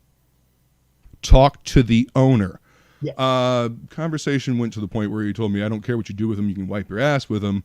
And he was just hell-bent on leaving them there. And I was like, all right, not going to do that, but I would still prefer you to talk to the owner. Yeah. Anyway, bad experience. Did not really give a good impression of the creator. And then I opened the book and looked through it, and there's no backgrounds. There's no, just poorly drawn female figures and, moody, angsty teenage shite, as far as I could tell. So anyway, good story. I had this group of dudes come into the shop, and this was, I guess this was about a year ago now. Let's see. Let me find the card, because I took a picture of the card and I left it for the owner of the shop. These dudes came in and they were talking about, how they had this idea, and they were putting together a book and stories and whatnot. And they had asked me if I had knew any artists, and I kind of pointed them in a general direction. But they got a whole book. They've got a company. They're doing their own indie thing now. They got a Jason Metcalf cover for their book. They've got an artist that's doing the line work, and a colorist, I believe. So they're rocking and rolling because they are excited about their project. All right, and where is it? All right, these guys are awesome. Go check them out. Shattermare Comics. Let me see. I'm gonna send this to you in Twitter, Pops. Okay. And you can share this. So yeah, these guys were great. They're excited about their project. Wrench, Luke, say something in YouTube real quick. Let me give you a wrench. Oh no, everybody else I got am. one. Yo, I was just gonna send you a picture of the card. I don't. Okay. Yeah. Direct message, because I took a picture of it with my phone. But yeah, they got a book coming out, so check them out. There you go. Yeah, let me make you a. Oh, you are. Oh yeah, I'm a mod. Yeah, I'm a mod. I was handing out. I appreciate it, sir. Like, Thank you very kindly. It's like, if you like the show, you can have a wrench. That actually happened because I don't have a co-host sometimes. Yeah. It's like, it's hard to do all the sharing the links and everything. It's like, man, I don't care who's in the chat. Just y'all take care of each other, Right? Be kind. Have a Be good excellent time, to man. one another. I mean, that's Now, think that's yes, a pretty good philosophy. Xavier, I love Bancroft. Okay, good dude, always entertaining, fun to hang out with, fun to watch. Look, if it's not fun, you guys, people don't watch. If it's not entertaining, people don't watch. Okay. Yeah. I realize most thus is the nature of are pretty entertainment. much straight. Hey, look at this guy's campaign, blah blah blah. But I do like to have fun too. That's why I go on everybody else's shows. Yeah. Because I'm, what I'm building is basically a network for promoting, and it's like I try not to taint it with too all much work of and no my play make Jock a dull boy, right? right. But I try not to taint it with too much of my opinionated bullshit. I mean, there's a time and a place for being opinionated. I mean, That's what I mean. I think I might do it. God knows I'm not opinionated at all. I'm thinking I might do a normal Tuesday morning show, because I was looking like 9 or 10 o'clock. There wasn't nobody out here. And it was like, man, I'm bored. I watched a couple episodes of The Witcher, and, it's like, man, come on, forget it. I'm going out. Hey, Mike, you want to come out and tell us what you think about the new logo? So it was very spontaneous. Yeah. But I think I might do a normal, just like normal, regular stream on Tuesday mornings from now on. Come out, have some coffee, do a little wake and bacon, Wake and bake and caffeinate, yeah. Yeah, and talk about what we missed. You know what I'm saying? It's like, I gotta have fun, like you said. It can't just always be work, Well, yeah, it can't always be work. Well, I like this actually. This is great. Try to make a profit off of cons, Kickstarters. Well, see, that's the thing. Make a profit off of the Kickstarter or the Indiegogo. Reinvest it so you have something that you can cheaply sell, but still high quality to the comic shops. Just a different format. That's Paul Gomez, by the way. He was on the show the other night. He had that Bushy Boo Circus. Awesome. Yeah. Excellent. Good looking book. It funded. We'll be seeing that one in print. Yes. This is a hat club, and I'm sorry I'm not wearing mine today, man, but I've been wearing that stupid Christmas hat all month, and I was like, this ain't a show. I'm not doing it. I'm just going to come out, because that logo is ugly. Again, it won't be around for long, I promise you. This will be a story, they had Bernie Wrightston doing covers for The Punisher when he was like, an angelic assassin. That didn't last long. You know, like if the story's not there, it won't last long. Trust me. He'll be back to either being his gun-toting self, or he will be put back in the trunk and kept away from the camera, as it were. You know, if they can't change him. Mm-hmm. Hello again to Amanda Balls. How you doing? Yes. And yes, we do got to spread the good word. What's the matter, Luke? What's the matter, Luke? Nothing. I caught what you said, Amanda B. Yeah, that's. I mean, you kind of brought this on yourself, Amanda. I mean, the showing the picture of the balls. I mean, it's damn. Just own it, baby. You got the biggest balls of them all. Just own it. Dude, the last time I did a sing-along of Doom, that was the one song that they were like, nah, fuck you. No. You cannot have that song at all. Must mute the entire fucking thing. Yeah, that one song. The rest of them, they're like, yeah, all right, you won't be able to monetize this, but we'll just let it slide. But no, that one, apparently I did that one well enough. They were like, no, it's too close. Fuck you. So, all right, fine. I'll wear that badge of honor. Whatever. Now, I want y'all to know, Luke did some Elvis. Luke did some Elvis for me in his stream. It was fucking awesome. Yeah, I was listening to a Static X like B-sides and rarities album, and that song was on it, and it was on this what is it? This NASCAR soundtrack that I never got my hands on, but somebody gave me a bunch of stickers for. It was like it had Typo Negative, had Coal Chamber on there, and Static X. I'm like, this is what they're listening to in what?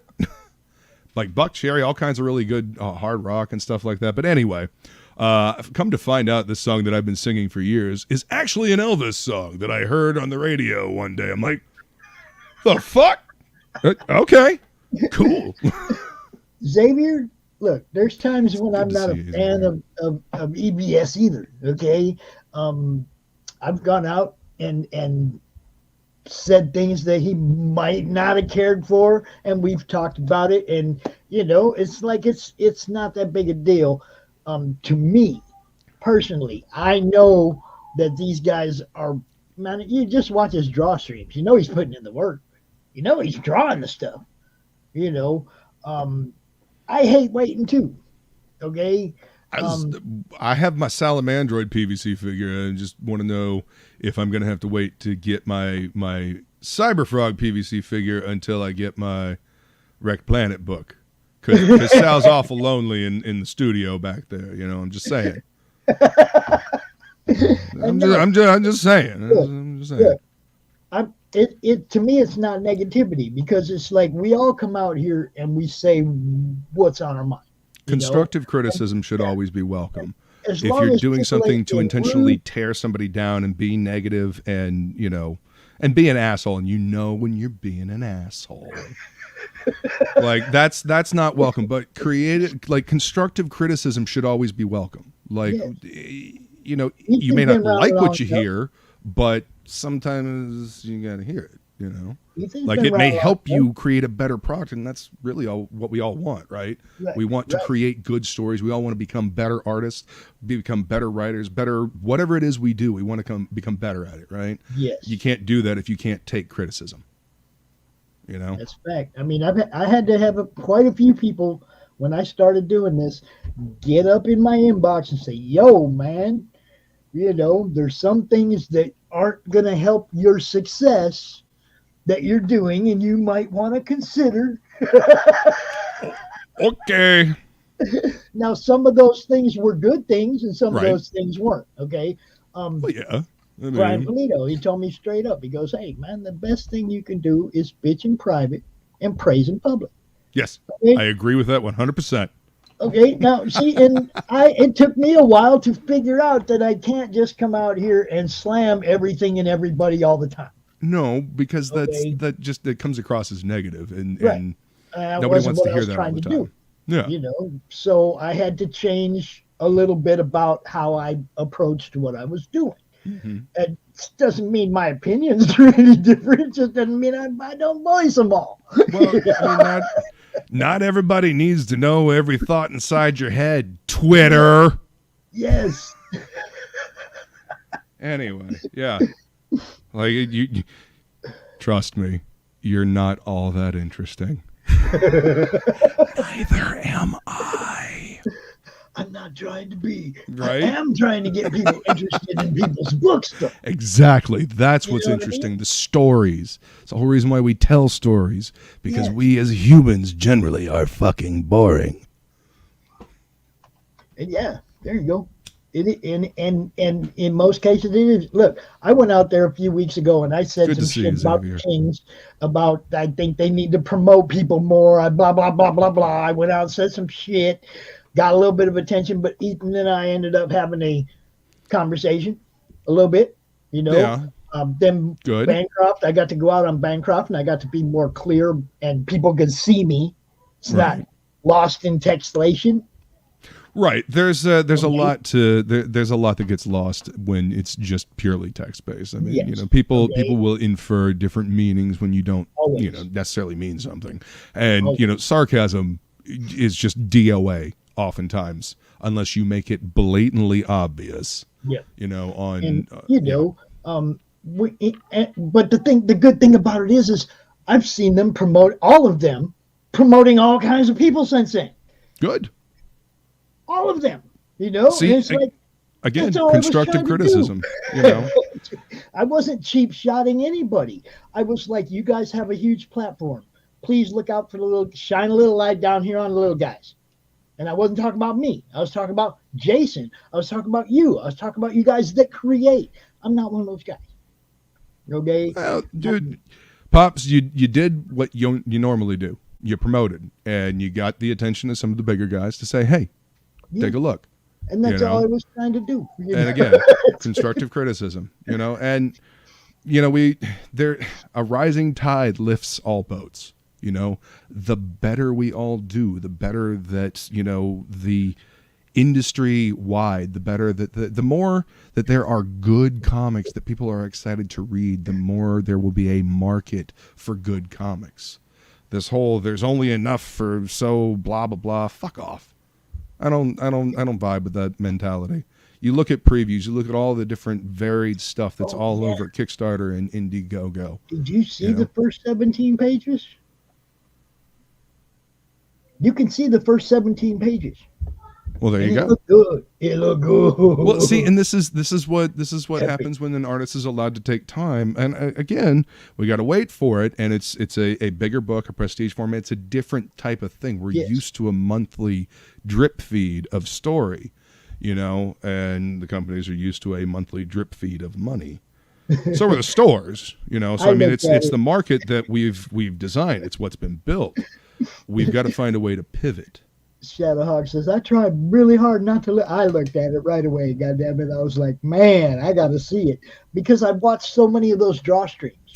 Mm. You know, I want to see some of that finished product that I was watching him draw that I didn't have time to watch him draw a whole page, or he never went back to that page live. Right. It's like, now it's there and you can see it. It's like, shit, I had to go look. I tried not to read. Oh, But I looked at I the have art. no doubt in EVS's ability to tell a damn good story and to do it with, you know, his usual style and panache. You know, that Yeah, the it's okay. pages I are going tried to be not to fucking read it. fantastic. I tried not I to can't read it. wait to get the black and white version. Like when I want just a purely line art version. E, I know you hear me. I want a purely line art version. There you go. There you go. I mean, give me the challenge text has been bubbles laid out. because I know Eric Weathers does a damn fine job. You know, he letters half of Oh, dude. everybody's comics, right? Or all more than half of the comics out there. But yeah, just line art and you know, speech, word balloons, all that. Just line art. Rainbow the Brute will fulfill late 2023 or 2024. Amanda said, do not burst my bubble, Eric. Still before cash grab, right? And see, this is the whole thing. Look, there are worse things, or I mean, worse campaigns. I mean, you that have could been go out there talk a to- longer You could go talk to some people over on, Kickstarter about the Kickstarters that they funded like 5-6 fucking years ago. Yeah. Okay. Or never fulfilled. I don't know. Books that went to Walmart before they went to the backers. Oh shit. Yeah. Well. It's not a crystal, perfect comic world. If you're going to crowdfund something, think about your crowdfunding customers first, because they are giving you the capital to make this fucking thing, theoretically, right? Yes. They get the prime treatment. They get treated like, your investors, except they don't get to dictate what your fucking story is. It's your book. That you're doing any kind of a distribution deal with has no problem waiting until you fulfill your Kickstarter to start printing your book. If it's a good book, they came to you because it's a good book, not because you haven't fulfilled yet. Right. For Christ's sake, fulfill, they'll wait, and then they'll get their money too. Well, theoretically, it's going to be a different version because, yes, there is a collector's market. And so have a version that is special for the, for the backers, for the crowdfunding. Have that be special, because that's the whole reason why you jump into a book, because you believe in it. You're excited about it. You can tell the creator's excited about it, right? So you want to be part of the first round that gets it. So people in the shop, maybe they missed the crowdfunding, or maybe it's a second chance campaign. Do a different cover. That's what Malin did with Graveyard Shift 2. I mean, motherfucker pulls out a Huerta cover, and I'm just like, oh, you bitch. So had to pick that up because I wanted that cover. See, I'm not saying that the variant cover thing is bad. It's just don't oversaturate the fucking market. Don't act like, variant covers upon variant covers upon variant covers are saving this fucking sinking ship. That's just being disingenuous. I mean, like somebody like Polito, who's putting out some awesome variants. Like you got the homages and do you remember the Emerald City Con, the Greg Horn books last year? Oh, dude. Yeah. Those Greg Horn Lady Death Emerald City Comic Con books that didn't get sold in Emerald City were some of the nicest Lady Death books I ever seen. Absolutely. It's gorgeous stuff. And they sold because Brian knows his audience, And if you look in previews, the stuff that comes out from Coffin Comics, it's they've got a few, high tier items in there, but it's mostly so people can get a hold of the book. They've got signed editions that people can get. They have some stuff in previews, but it's mostly so people can get a hold of the story and they can still get Lady Death. And the great thing it's about brilliant. like all the homage covers, man. That's what that whole top row back there is all Brian Polito homage covers. The Batman, the Hulk 181, Infinity Gauntlet, all the fuckers are up there. All right, that's some good shit. Okay, yeah, I got the copy of the read the regular copy version because he's cool and he sends you a reader version too, so you can just like put the one you bought away and not mess with it. Well, and he also sends the digital version out. Yeah. What's up, are you? Good to see you, bro. I don't know. It was like Tuesday and nobody was out here, and I wanted to come out and talk about that Punisher logo. And man, we've been out here for an hour and a half just talking all kind of comics. This kind of stream I miss. These are the kind of streams I used to do before I was a promoter. I'd come out. And these are the kind of conversations I have with my customers. No, these are the kind of conversations that I have with my customers at the shop. This is stuff that I don't know. I've been reading comics since I was fucking 3, man. The shop that I work in, I've been shopping there since I was 10. I would say more than half my collection has probably come from that shop. So, this shit means something to me. Not saying that it doesn't mean anything to the people working in it, though sometimes it kind of feels like it's a castaway. It's I don't know, a means to an end. See, Nick gets it. Pure gimmick. Yeah, but I don't think it's a gimmick that's worked it.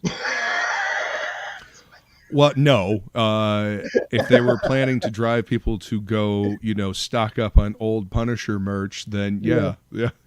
Okay. Yeah. I will happily sell all the back issues. I'm okay you with think that. you think Marvel might have like printed up just a shit ton of Punisher old logos, and they got them in a warehouse somewhere, and they're just waiting. They did this just to sell a whole shit ton of Punisher merch. You mean the same plan The that original logo. Pepsi had when they introduced Crystal Pepsi, and everybody's like, "This is awful," and then they brought get your back Punisher classic old logo Pepsi. because you'll never see those again. Oh Yep. shit! I gotta have a shirt and a hat. Yeah, pure gimmickry, pure gimmickry. Yeah, I can see a warehouse somewhere just full of Punisher shit waiting to be sold. yeah. Nick But says yeah, Marvel lost his money with Hail Hydra. Yeah, that was also a gimmick. That was actually one of the early examples of, is this character acting strange? Are they evil? They might be from an alternate reality. And now, instead of time travel, it's all just, the multiverse. That's why we've got different versions of everybody. Because we can't create anything new, we've just got to Xerox and change and alter and repackage. North Free, I don't know if you've seen the beginning of the show, but Mike was out here. That was how I started this show, was talking to Mike about this logo. But yeah, man. Dude. Amanda, I did want to say, if you want to get the first published appearance of Rainbow the Brute, Beardzerker, Don Chin, the Rainbow Brute cover is the first published piece of Rainbow Brute. You probably ought to just get that. It's a great book too. It's hilarious. I actually just got all those with a page of original art from Beardzerker. X-Farce? You get X-Farce too? I don't think so. It was part of the Red Valkyrie auction. You and got it was the proceeds were going to Luke Stone. Yeah. The bundle. Yeah. You got the bundle. Yeah. Yeah, I got the bundle. I lucked out. Like I lucked out. I got a really awesome page. Like Bill Mouse rocks. Love that dude. Yeah. And I got the 7 sheet, comics along with it, like all the sheet cover, Beardzerker, or and you got a yeah. page? Did you get the sheet cover or did you get a page? No, I got a page. No. I got an original page. Yeah. Yeah, I don't have a whole lot of original pages, and I have a 11 by 17 portfolio that I keep them all in. But I got a question. Yeah. You got one of these, right? Yes, I did. Okay. Dungeon. He signed mine, dude. That's awesome. Mine. He initialed Those mine. pics are great. I love the pics. Like I have the Apolloni one too. Ooh, I don't know if I got that one. That's purty. Don is like tops, man. He's top notch. Don's awesome. Love that dude. Yeah, I had to jump in on that because I missed the campaign for Beardzerker, and I wanted to help Luke Stone. Starlight Cats. Yeah, Starlight See? Cats. There you go. He's all right. Good stuff. Let's see. Geez, I missed that one too. Starlight Cats. See, and I miss a lot. There's sometimes I don't find out about a book until like it's got like 2 days left. Like Paul's book the other day, I saw him on Indie Bolt. I'm like, where the fuck this guy come from? He's got 4 days left on his campaign or something. Yeah. I'm like, dude, we got to get you out on the show. It's again, it's about the hustle. It's about the hustle. You gotta get out there. You gotta. There are so many though. I mean, yeah. There are. I don't go to Indiegogo and search the comics. You know that. I don't go to either. Kickstarter I don't and search have the time. comics. it shows up on my Twitter feed, on my Facebook feed, or whatever, and I tell the world about it from there.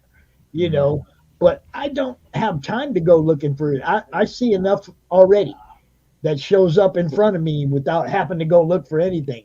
So if you want me to promote it, you got to put it where I'm going to see it. You got to put it in front of me. You know?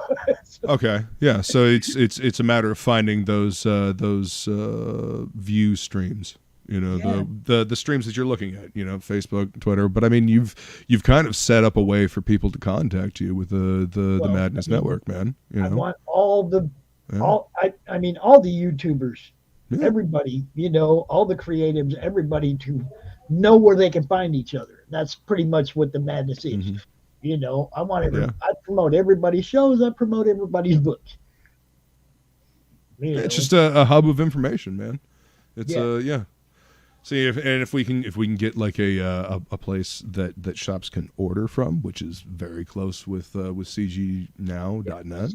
You know, a place where people, but if they could get like a retailer perk, you know, maybe be able to order 5, you know, for some smaller shops, like 10 books.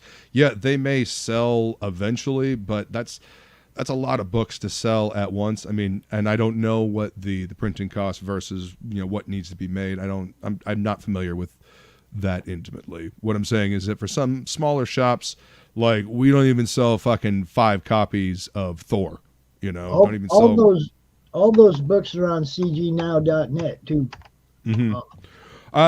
The ones that have an active store, like, you know, like an eBay store or he's showing the Beardzerker, X-Farce, Don's books are on there. Mm-hmm.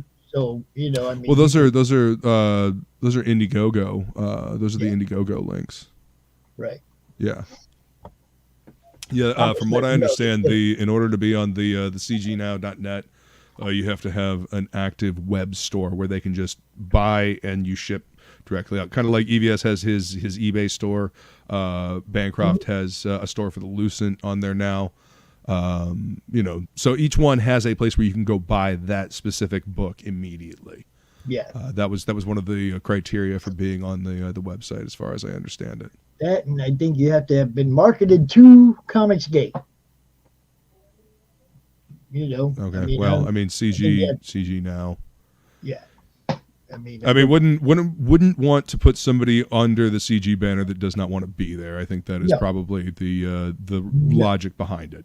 You know, because people have been dogpiled for idiotic, stupid shit because people on Twitter are fucking children. That actually, when it comes to that, the people on Facebook are more children than the people on Twitter are. God, we can spiral off into some other stupid shit because it's just dumb all over. It all depends on what you curate in your feed and what you pay attention to. Well, I mean, you figure I started on Facebook. Yeah. Right. I mean, that's where the madness began. That's where everything I did started. It all evolved. The more people I met, the more I seen the actual landscape of the comic scene. Yeah. You know, it keeps growing. It keeps growing. I'm not complaining. I promote cool people. As long as they're cool, I promote the hell out of them. Whether they're flying the hashtag or not, you know, as long as they don't come out indie fucking comics. Yeah. It's real simple. Don't come out anti about something. Indie comics, and you want to respect your customers and sell them a good story. Tell them a good story. Yes. Sell them a beautiful book. That's real simple. High quality standards, respect for your customers, good story. Ta-da! Welcome to CG. I mean, be respectful of the fact that people like what you were doing. Don't fuck it up 10 years from now.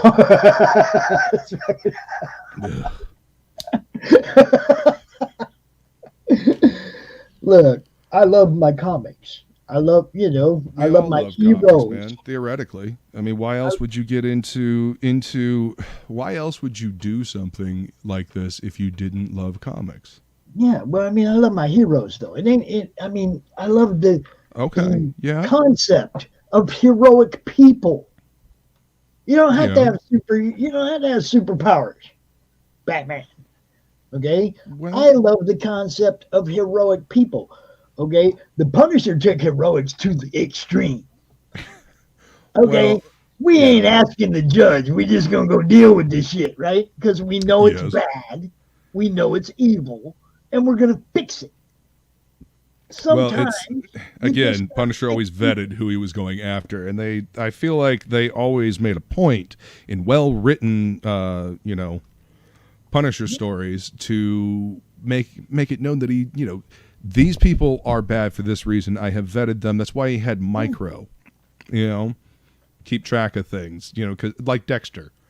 Like in these stories, they vet the people they go after. There's I don't know, They're going subtlety, after nuance, evil. balance that some people just don't seem to have because they just kind of ham-fist things. You Take it got- easy, you- Flying Feline. Oh. I will see you on the happy hour hangout tonight at 5. And I got an Yes, invite. to this Yule Cool will be there.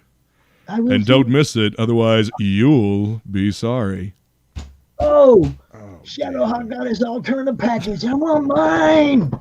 I want it before Christmas so I can open it on Saturday. hell yeah. Yeah. I got back into comics because of Brian, really, more than anything. I was Yeah. watching what he was doing. I was like, man, dude's back and he ain't even taking no prisoners. And I just got more Well, I and mean, more. it interested started in the it scene. started slow, man. For Brian, like the first campaign, I remember it was like only 40 grand, but he reinvested it and he built back up, and he's rebuilt his comics company, man. He's rebuilt a universe. And, as much as I would like to see him get Evil Ernie and Purgatory and Cremator back, I don't know that he needs those characters anymore. I think he's outgrown them. I think Well- he's created his own. I think he's created his own new universe, and he's bigger, better, stronger. He's the characters benefit from his years of experience in telling stories, in world building. Because he basically picked up where he left off at the end of Chaos with the reintroduction of Lady Death.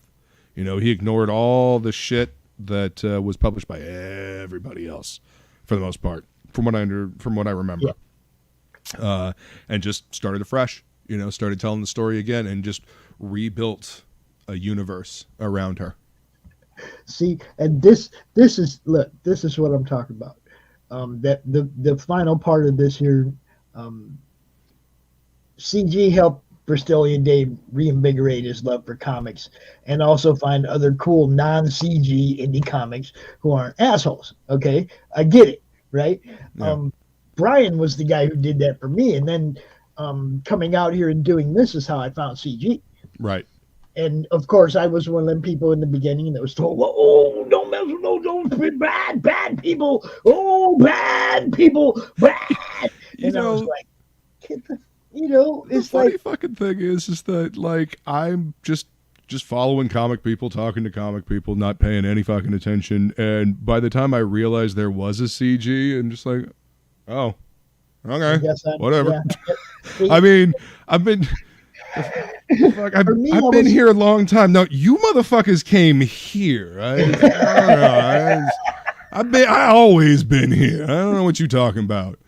And But for me, it was anyway. like I was out here and I was promoting people, and the more I watched what was happening, the more I realized that I'm having more fun with those guys.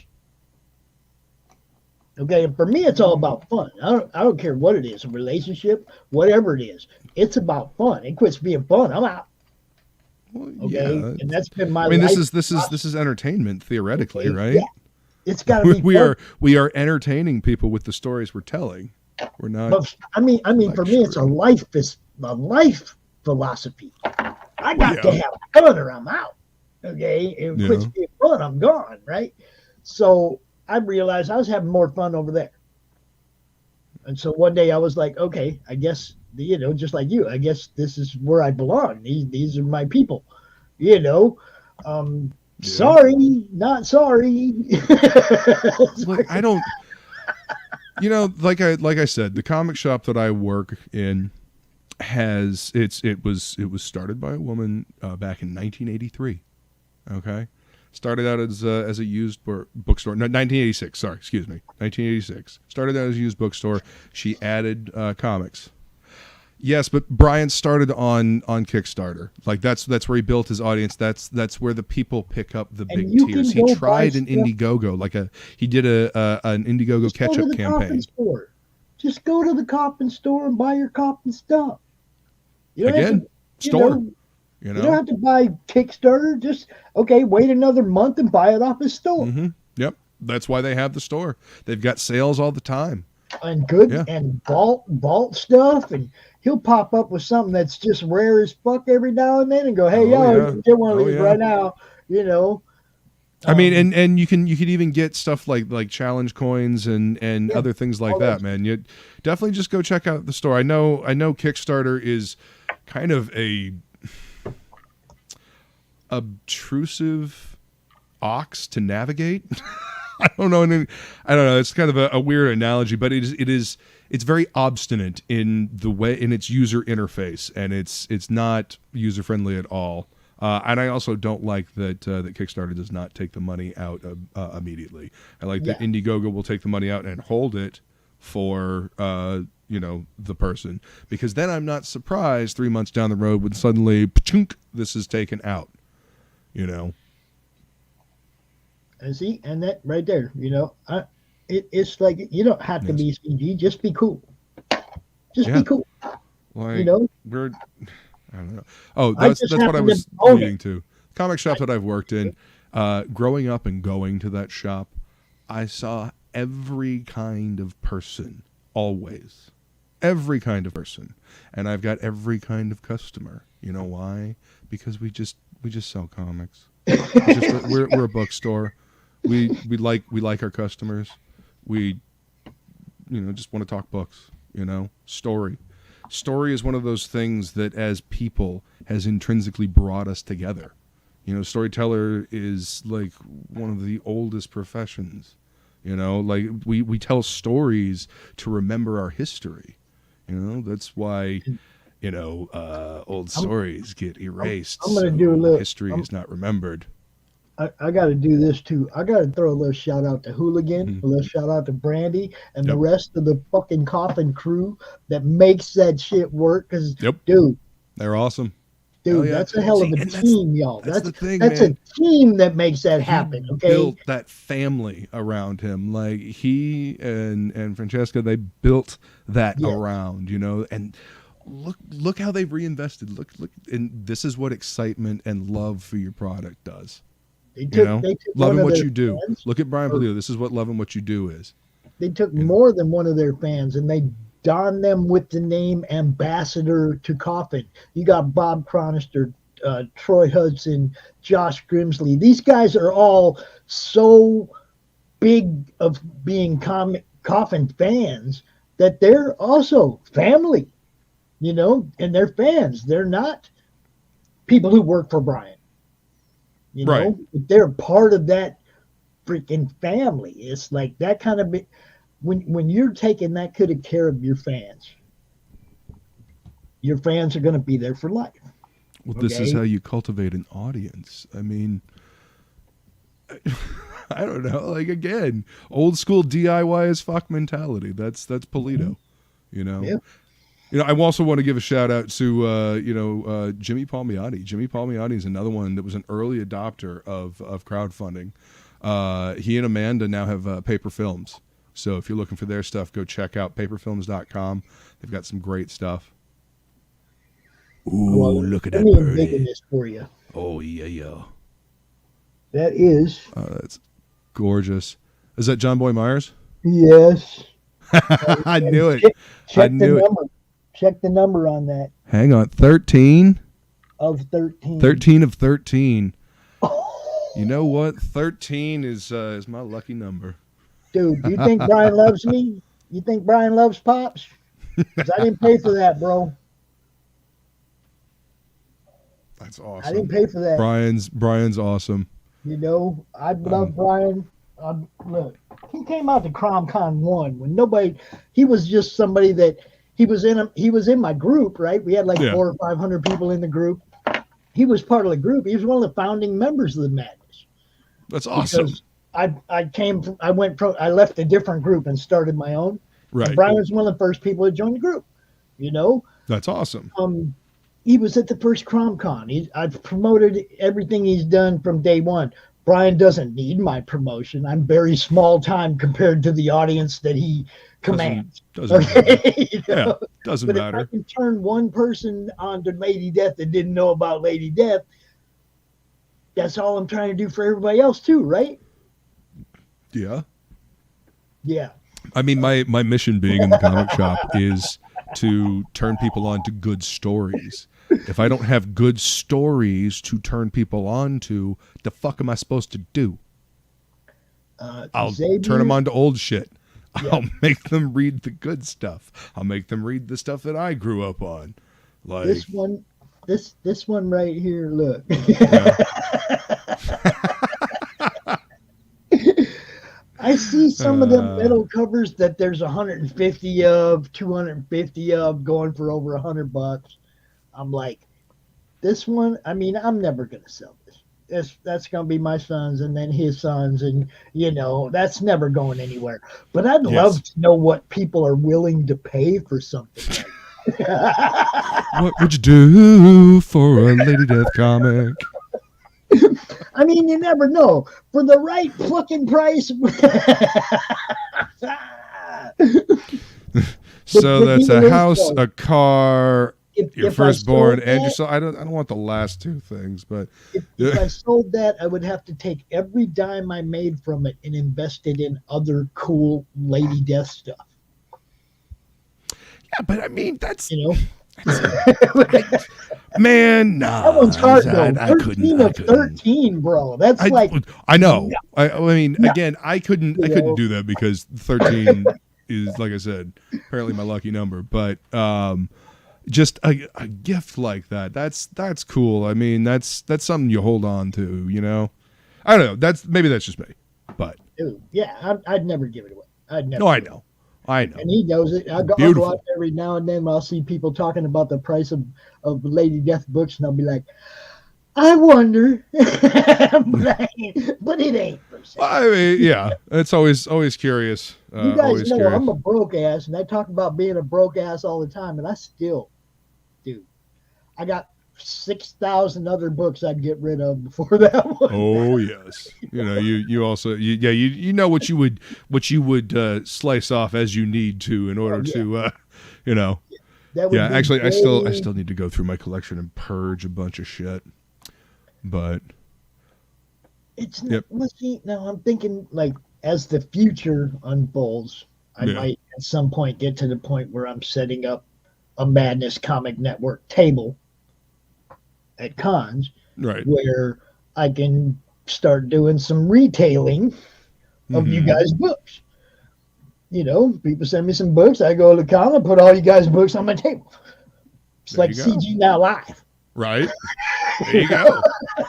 I mean, see, and this is another way to get these indie comics out to people that love indie comics but don't pay attention to the internet, because remember, kids, Twitter and Facebook are not real. And YouTube's only partly real. Yeah. YouTube is smoke and fucking mirrors. That's the only real bit about it. Ah, shit. Yep. Also, I wanted to make one announcement. I went over 4,000 watch hours this week. Hell yeah. Woo. I ain't got near enough subscribers, but I went over I 4,000 mean, you can watch get the hours. subscribers, man, and the watch hours are only going to go up. So, I mean, you Yeah. know, keep rolling. I figured, man, people are watching, then the content's good. Yeah. Hey, I man, if wouldn't people are have digging it, people are 4,000 digging watch it. hours if it wasn't worth watching. So, Well, I mean, it's like I told Deadwood Dale. If you just make content that you would watch. He said on Twitter somewhere, Now look like, at this motherfucker you know. coming after one of my favorite characters with some trade shit. Look at him. Oh damn. I'd have to ask Brian if it was okay. Yeah. I'd have to ask Brian, hey man, would you mind if I traded this for some Bajina original art? This is awful. I will not hear of this blasphemy. Anyway, what I said was make content you would watch. He was asking if somebody would watch a certain type of show. And I said, better question, would you watch that type of show? If so, fucking make it. You know, make content, make comics that you would watch. That's really it. You know, shows. You made the CromCon. You know, that was something that you would watch. That was something that you would be involved in. It wasn't there, so you made it, you know? It was crazy, man. I had no idea what I was doing, Luke. Well, I mean, do any of us have any fucking clue what we're doing when we first start out? I mean, it's kind of... You've seen this, right? Your lists? This is the actual guest list from CromCon 1. Hey, man, you work with whatever paper you can find. Yeah, this like, was... I mean, hey, like, paper plate's sturdy, you know? Don't get any water on it, but I mean, yeah, it's sturdy. Yes, my dude. I miss that dude. Final guest. I haven't talked to Brian in a while. You know, he's the one that turned me on to like early punk and proto punk. Like he's the one that turned me on to like Dead Boys and like Iggy and the Stooges and Generation X. Yeah, we were talking music at a convention one of the last times I think I actually went to a convention. You know, that I got a chance to talk to him at anyway. But yeah, all kinds of great music talk. Whenever I see Brian, yeah, dude's fucking man. He's awesome. Every time I talk to him, it's great. You know. Yeah. Well, next time you talk to him, tell him I said hi. I miss his ass. I would love to do an unboxing of a Lady Death with him. Hold up. I want to try and get him out in April for the second anniversary. Oh show. Hell yeah! And because he was in April of CromCon 1, he came out for the first anniversary, and CromCon 16 or 17, whatever it was, 13, I can't remember. There's been so many. They all just kind of blur together. Numbers mean nothing. It's like April. April's the month that I hit Brian up. So maybe we'll do a panel and, you know, have you out. You guys can fucking reconnect a little bit. Cool, man. That would be awesome. You know? Yeah, that would be awesome. Because I don't do much in the way of Facebook like I used to. I should probably not neglect the social media networks and the other ones because I forget that I have an Instagram as well. So I never post anything there. It's just all on Twitter because there's too many platforms. Now I'm on Spotify. I refuse to do TikTok and I don't care about Snapchat and I won't do those. All the rest of them can just whatever. You don't exist. Yeah, I mean, sorry. Instagram, when they finally made it so you can post stuff from your computer, I was like, okay. Yeah, that's you can. Cool. Now make it so we you can post links. Yeah. And then we'll be good, right? Then Instagram will have a purpose and we can post links. Right. I mean, you can post you can put the link in there. It just won't be an active link. Right. You know, people can copy it and then. I just post my promo cards. They got all my links and everything on there, but you can't click. I mean, if they're going to have to type it in anyway. Right. So, you know, you got that. But Twitch, the only show I do that Twitch gets any play is the Draw Stream show. Yeah. That's the rest of my shows, they don't get no play on Twitch. I mean, I have no idea. I don't even pay attention to the viewership on Twitch. I don't think I have anybody watching over there, but you know, I simulcast to Twitch, Facebook and YouTube.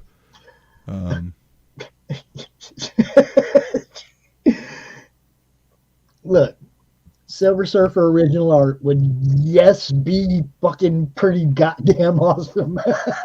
I'm gonna lie. Is an apple better than an orange? I mean, you can't compare the two. They're too different. Would love to see some, like, if we could like warp time and space, see a like a fucking Conan story written by Polito, drawn by Buscema. That'd be some fucking badass shit. Damn. Right? You see what I'm saying? It's like, that is really tempting, okay? Because I am a huge surfer fan. I have quite a bit of cool surfer stuff that I haven't really showed very many people. I got stamps and all kinds of shit, you know. Wow. I actually have myself drawn as the surfer. I don't know if y'all seen that before. I might have it right here handy.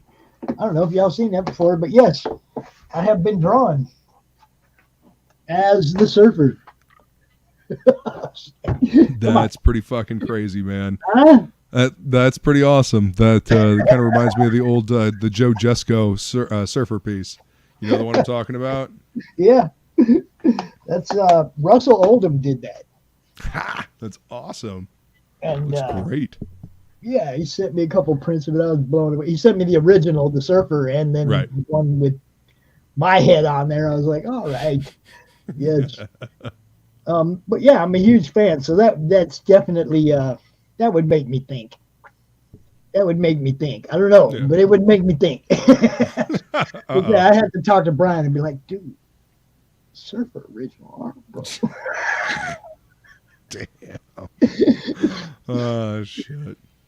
Yeah, that's awesome, dude. Luke, thanks for coming out. I ain't gonna keep you no longer. Thanks You for gotta get a having little me, bit of a man. nap. Yeah, I that. gotta jump off and get some shit done before the hangout today. Happy hour hangout, Flying Felines channel today at Yes. 5.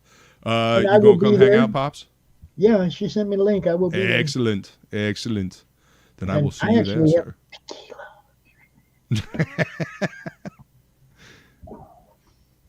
To the moon, baby. Yeah. Floating on a moon base in outer space. That's right.